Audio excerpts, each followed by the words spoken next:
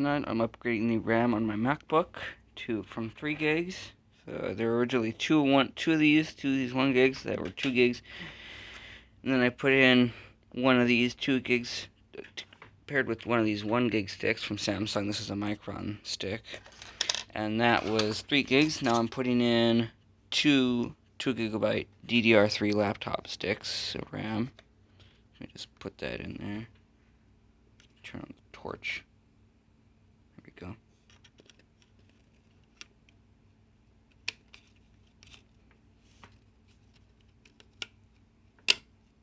Like that.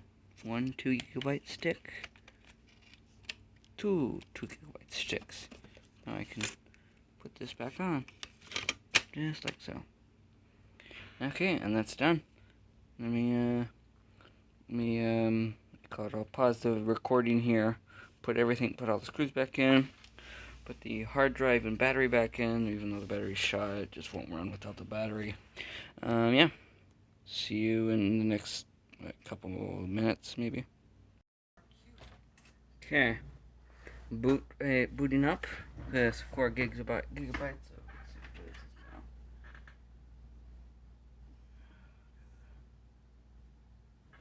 We'll see when it gets to the Finder on the desktop. This is my my curve find monitor. Oh. My stand was broken, so I had to do a makeshift type stand. Put it there. Okay. Super secret password.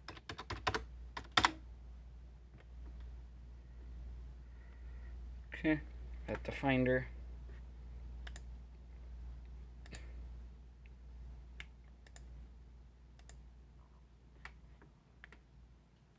Four gigabytes DDR3, 1333 megahertz, Core 2 Duo, 10.5.8 of macOS. So now I can pull up my WinXP VM and set the RAM to 2 gigs without having to worry about bogging down the host machine. I'll give it a moment.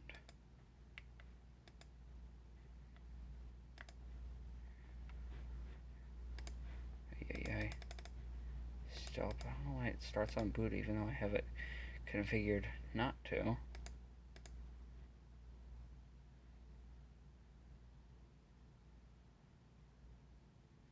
Let's see.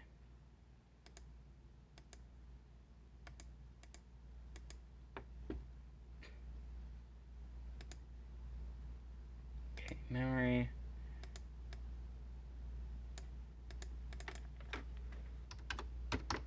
Twenty 48 megabytes.